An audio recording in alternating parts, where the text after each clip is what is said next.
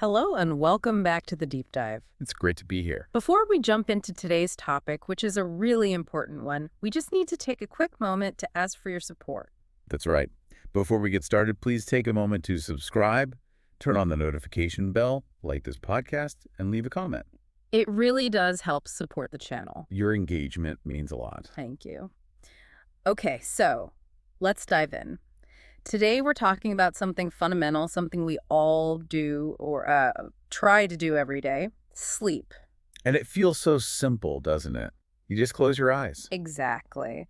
But the research we've been looking at tells a much deeper story about what's actually happening when we think we're just resting. Yeah, for too long, I think people have treated sleep like it's this optional thing.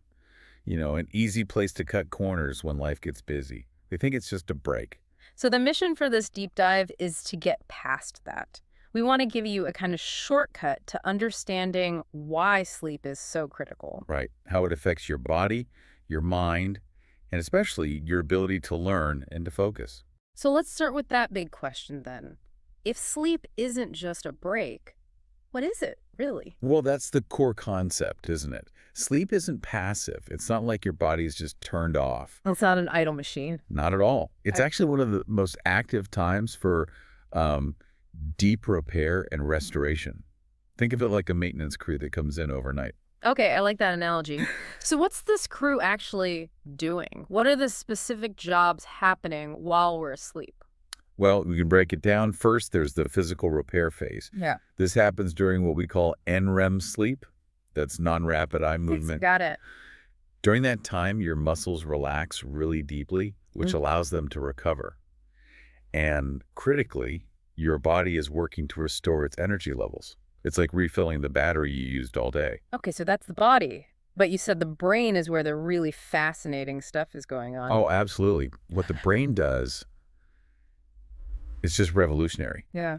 We now know the brain has this cleaning system. It's called the glymphatic system. The glymphatic system.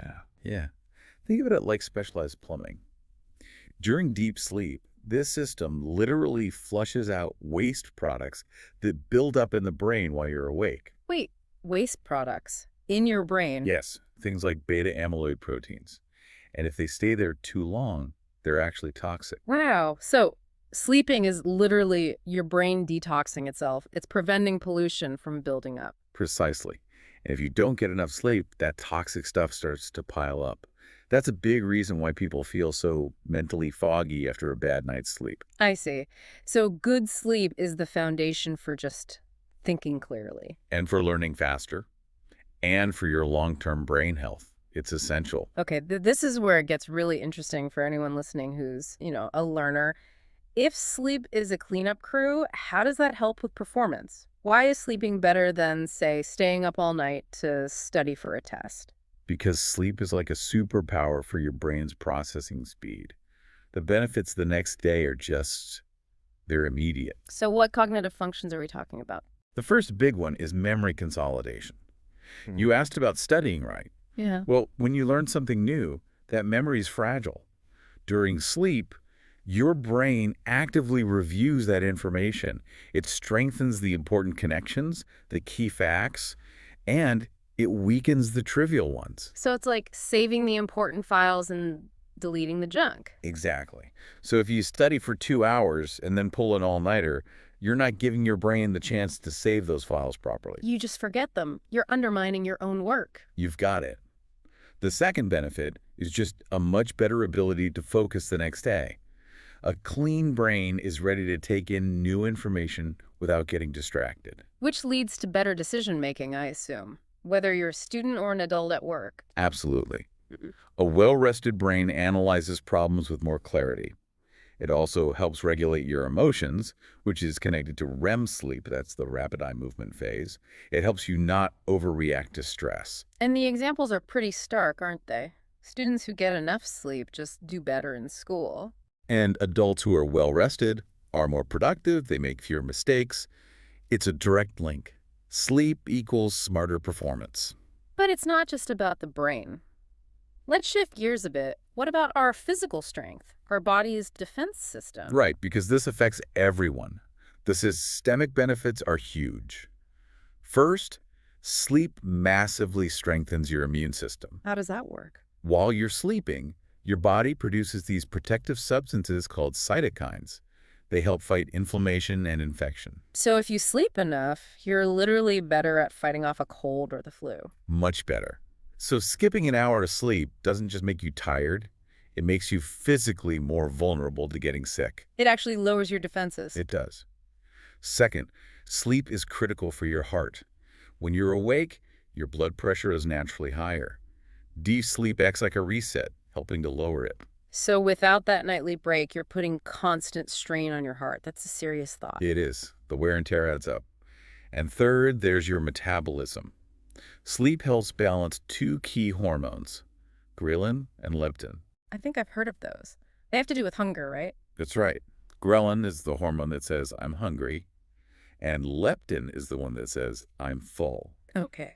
When you're sleep deprived, the research shows your body makes more ghrelin and less leptin. Oh, that sounds like a double disaster. It is. You feel hungrier all the time, Yeah. and you don't feel satisfied when you do eat. It's why poor sleep so often leads to cravings for, high-calorie foods. This all brings us to a really crucial number. If sleep is this important, how much do we actually need? Let's talk about the sleep deficit. This is the number you need to remember. For most adults, the science points to somewhere between 7 to 9 hours of quality sleep each night. 7 to 9, not 6. No. 7 to 9 hours is what's needed for the brain to do its cleaning and for the body to do its repairs. What about younger people? Teenagers? They need even more. Yeah. Because their brains are developing so rapidly, they need about 8 to 10 hours. 8 to 10. Okay, so 7 to 9 for adults seems simple enough. But here's the reality check. Are people actually getting that? Not even close, in many cases. Hmm. The data shows a huge issue. A lot of adults today report only getting 5 or 6 hours a night, regularly. And if you're consistently doing that, you're just choosing to skip parts of that critical repair cycle. You're running on a chronic deficit. But you hear about this all the time, right? These high performers who brag about only needing 5 or 6 hours of sleep, are they just different? For the overwhelming majority of people, no. There might be some very rare genetic outliers, but for almost everyone else, 5 or 6 hours is setting yourself up for failure. Failure in what way? The sources are clear. It impacts your decision-making, it leads to emotional instability, and it seriously increases your risk for major health problems over time. High blood pressure, diabetes. So that short-term gain comes with a huge long-term cost. A massive one. Which leads us to the next big question. Why are so many people falling into this deficit? The research points to one major culprit, doesn't it? It does. Technology. It's a huge time thief when it comes to sleep. How does it steal our sleep? In two ways, really. One is biological, and the other is psychological. Okay, let's start with the biological. How does staring at a screen physically stop us from sleeping? The main issue is blue light. See, our bodies naturally produce a hormone called melatonin. Right, the sleep hormone. Exactly. It signals to your brain that it's nighttime and time to wind down. But the blue light from phones and screens, it mimics daylight. So when I'm scrolling on my phone at 11 p.m., my brain thinks it's still noon. Essentially, yes. The blue light actively suppresses your melatonin. You're chemically telling your body, don't go to sleep yet. You're delaying your own sleep cycle. And making it impossible to hit that 7-hour minimum. And then there's the psychological part. The entertainment factor. Right. It keeps our minds engaged when they should be winding down. Platforms like YouTube are mentioned a lot because the content is so endless Yeah. and interesting. It's that infinite scroll effect. You think, oh, just one more short video. And then an hour is gone. You look at the clock and realize you've just stolen that valuable rest time from yourself. It's a trap. So if someone listening is stuck in that 5 or 6 hour cycle, their body must be sending out some pretty strong signals, warning messages. Oh, absolutely. And this is a really important checklist for you to think about. If you're noticing these signs, your body is yelling for help. So what's signal number 1? The most obvious one is just feeling deeply tired during the day. Not just, I need a coffee, but a real, persistent struggle to stay alert. And when the brain is that tired, you're going to have trouble concentrating. For sure. You'll lose your train of thought, you'll struggle to start a task, and you'll start forgetting things, simple things, like appointments or names. What about mood? Does it affect our emotional health? It's a huge sign.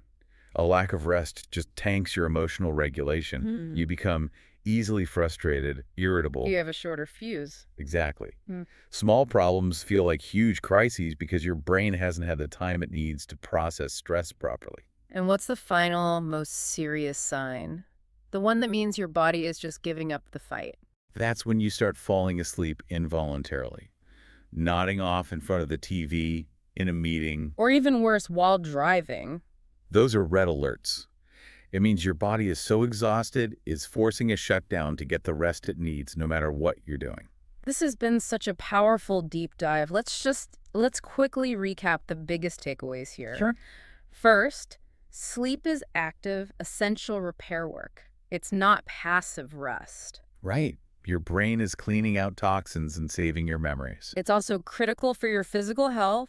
It boosts your immune system. Regulates your blood pressure, and it balances the hormones that control your hunger. And we know the magic number for adults is 7 to 9 hours. And the biggest modern challenge to getting that is technology, which uses blue light to trick our brains into staying awake. So we want to leave you with one final thought, a challenge, really. Given that clear requirement of 7 to 9 hours and the distraction of technology, what is one small, specific change you can make to your routine tonight to protect that sleep time? Maybe it's setting a technology curfew. Say, 30 minutes before bed, the phone goes away, out of arm's reach. It's a small step that can allow your melatonin to do its job and help you finally hit that critical 7-hour minimum. Just think about that one change. A great practical challenge. Thanks for watching. Please don't forget to subscribe, turn on the notification bell, like, and leave a comment to support the channel.